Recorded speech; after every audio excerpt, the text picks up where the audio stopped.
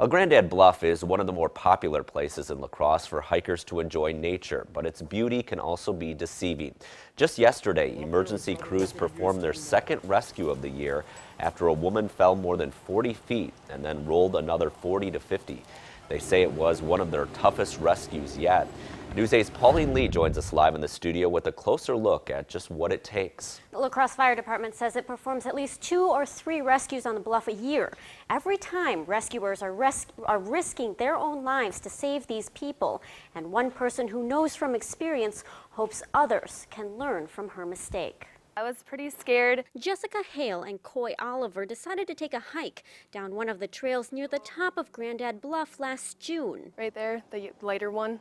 And then right on the other side of that is where I was. Both say they didn't see any signs telling them it was a restricted area. I couldn't climb up any further, and I was too far up to go back down. Oliver then called for help. I don't want her to fall and get hurt, and then get somebody to help, get some rescues.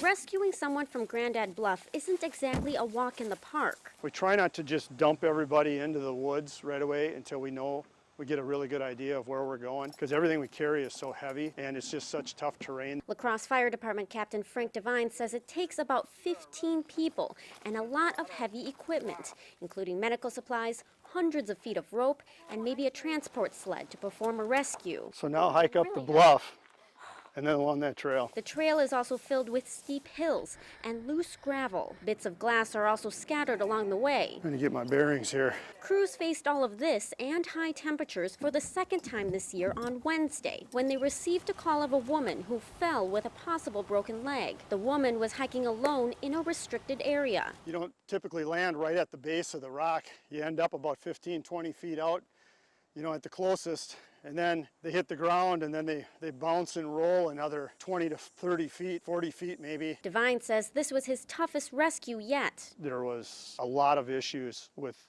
safely getting that patient down.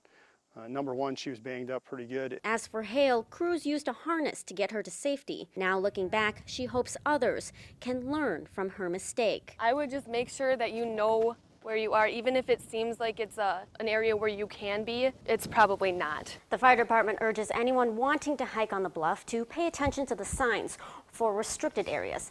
Hike with a partner if you can, and always carry a cell phone with you in case of an emergency.